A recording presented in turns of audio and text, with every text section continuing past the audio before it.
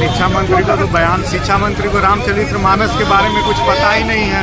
तो लाठियां बांटनी शुरू हो गई हैं। इनकम टैक्स चौराहे की बात कर लीजिए, गढ़बंगला चौराहे की बात कर लीजिए, लाठियां बरसने लगी हैं। और जो जहां तक जेडीयू का सवाल है, तो जेडीयू ने हिंदू विरोधी चेहरे को साथ ले।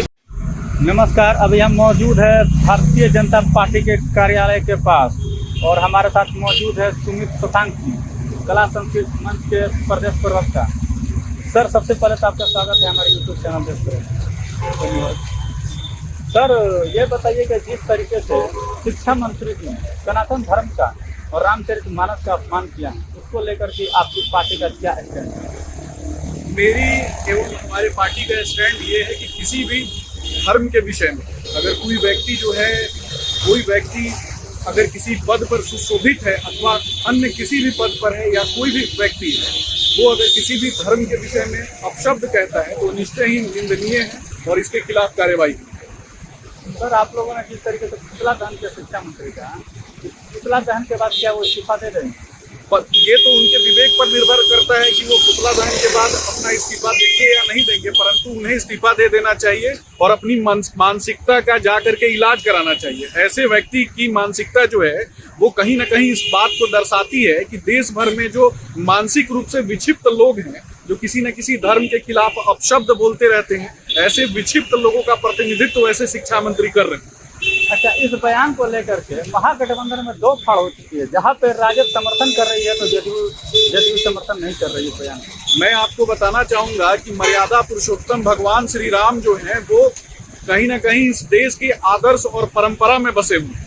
मर्यादा पुरुषोत्तम भगवान श्री रामचंद्र जी की पूजा जो है वो प्रत्येक व्यक्ति करता है और कहीं ना कहीं अपने आदर्श के रूप में उन्हें मानता है।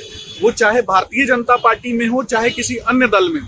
अगर अन्य दलों में भी रहकर अगर कोई अपने आदर्श और सनातन संस्कृति को मानने के लिए आगे बढ़ रहा है और इस बात का विरोध करता है तो ये निश्चय ही कहीं ना कहीं इस बात को हम लोग प्रशंसा के योग्य समझते हैं। और मैं यह कहना चाहूंगा कि अन्य दलों में भी जो लोग हैं उन्हें खुल करके आना चाहिए और विरोध करना चाहिए कि ऐसी गंदी मानसिकता के लोग जो हैं उनके दल में न रहे। आरजेडी तो इस बयान का समर्थन कर रही है। अब आरजेडी बयान का समर्थन कर रही है तो आप इस बात को सोचिए कि किस प्रकार की मानसिकता उनकी है और कि आज अगर वो सनातन सभ्यता के विषय में अपशब्द कहते हैं, मर्यादा पुरुषोत्तम भगवान श्री रामचंद्र के जीवन आदर्शों पर लिखी गई पुस्तक के विषय में अपशब्द कहते हैं, तो आगे चलकर वो अपनी गंदी राजनीति के लिए, वोट की राजनीति के लिए किसी के खिलाफ भी अपशब्द बोल सकते हैं।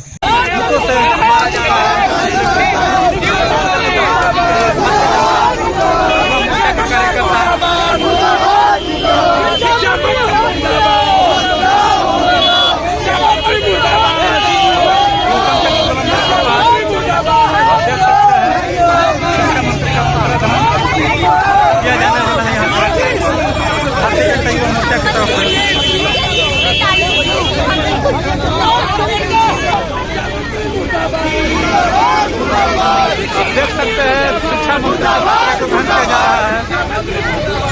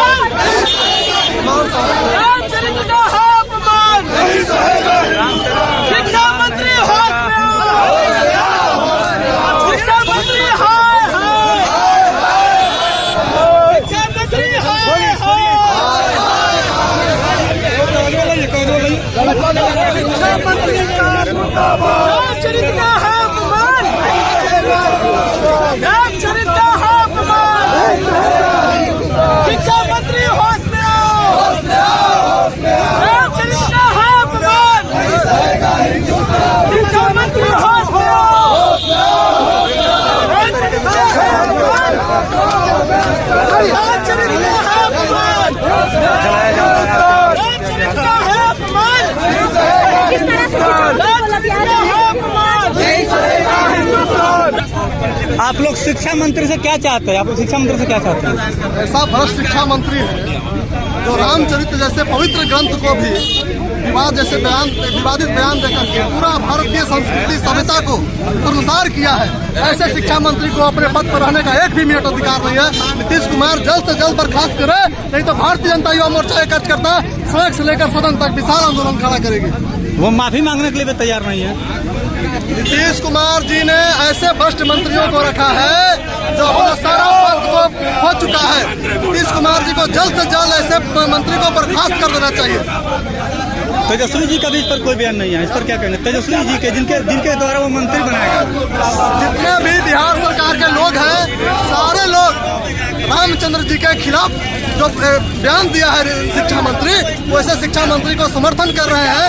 वैसे सारे केवल भारत के एक धार्मिक आस्था के नहीं, भारत के संस्कृति और सत्ता के प्रतीक है भगवान श्री रामचंद्र जी। वैसे ग्रंथ को अपमान करना भारत के संस्कृति की सभ्यता को संसार करने का काम किया है। नीतीश कुमार जैसे भ्रष्ट मंत्री को जल्द से जल्द बर्खास्त करे, नहीं तो भारतीय जनता युवा मोर्चा के कार्यकर्ता सड़क से लेकर सदन तक विशाल आंदोलन खड़ा करेंगे। शिक्षा मंत्री जिस तरीके से लेकर के बयान दिया है उसको आप लोग कैसे देखते हैं?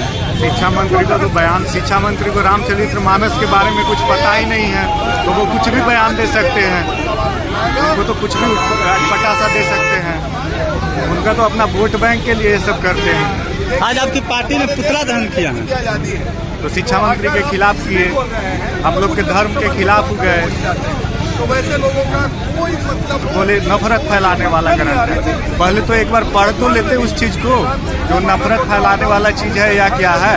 तो ज्ञान तो उस चीज का है नहीं और वो बयान दे रहे हैं। कम से कम पढ़ के एक बार बयान देना चाहिए उनको। आप लोग जिस तरीके से आज शिक्षा मंत्री का पुतला दहन किया, आखिर क्या कारण है आप लोग? देखिए, शिक्षा मंत्री ने जो बयान दिया उस बयान की घोर निंदा की जा रही है और जो सॉफ्ट कॉर्नर जो हिंदुत्व है उसको टारगेट करने का पूरे काम किया। और जो रामचरित्र मानस, जो राम की आस्था पर जो आया है, ये निंदनीय है। समाज में उपस्थित या देश की अगर हम बात करते हैं तो सबने राम को मोहरा बनाया है और सबने राम के नाम पे अपनी राजनीति की है। सिर्फ भारतीय जनता पार्टी ने सम्मान देने का काम किया है और उस सम्मान को अगर हम जब उस कारवां को आगे बढ़ाते हैं तो इस प्रकार का बयानबाजी निश्चय ही इस बात को दिखाता है कि आने वाले समय में जो 2024 की पटकथा है उसको ये मजबूत करने का काम सिर्फ और सिर्फ जातीय उन्माद फैलाकर करना चाहते हैं। देखिए, मैं आपको बताना चाहूँगा रावण भी बहुत ज्ञानी था और रावण भी जिद के कारण उसका पतन हो गया। और जो आरजेडी आई थी, जो सत्ता में आई है, तब से लगातार वो जातीय उन्माद को बढ़ावा देने का काम कर रही है। रामचरितमानस में ये भी लिखा गया है, समाज में उपस्थित पशु, शूद्र और स्त्री ये सारे ताड़ना के अधिकारी हैं। ताड़ना का अर्थ होता है शिक्षा, और ये जो शिक्षा मंत्री है अपने विभाग को दुरुस्त करना चाहिए। इनको अपने विभाग में उस बहाली को लाना चाहिए जिसका संकल्प लेकर 10 लाख लोगों को नौकरी देने की बात की। बयान को लेकर जदयू ने किनारा कर दिया, आरजेडी ने अपना समर्थन। देखिए, मैं आपको एक बात और महत्वपूर्ण बताना चाहूँगा कि जब से ये गठबंधन की सरकार बनी है तब से लगातार लाठियाँ बांटनी शुरू हो गई हैं। इनकम टैक्स चौराहे की बात कर लीजिए, गढ़मगला चौराहे की बात कर लीजिए, लाठियाँ बरसने लगी हैं। और जो जहाँ तक जेडीयू का सवाल है तो जेडीयू ने हिंदू विरोधी चेहरे को साथ लेकर उन्होंने काम करने का काम किया है। आपने देखा होगा कि जब नीतीश कुमार से पूछा जाता है कोई सवाल कि नौकरी के नाम पे युवाओं को पिटाई कर दी गई तो कहते हैं क्या बोल रहे हैं, हमको तो पता नहीं, पता कराते हैं। जब बक्सर में किसानों के ऊपर जब लाठियाँ बरस गई, देवस पुलिस ने जब लाठियाँ बरसाई तो तेजस्वी यादव जी कहते हैं कि ये मामला मेरे संज्ञान में नहीं है। ठीक उसी प्रकार जब शिक्षा मंत्री के द्वारा बयान की बातें की गई तो उन्होंने कहा कि पूछ कर बताते हैं, यानी कि जिसका वो विरोध कर रहे थे उसके पास जाके वो नतमस्तक हो चुके हैं। उसके इशारे पे ही वो अपने आगे की रणनीति तैयार करते नजर आ रहे हैं। मेरा नाम राहुल आनंद, युवा मोर्चा।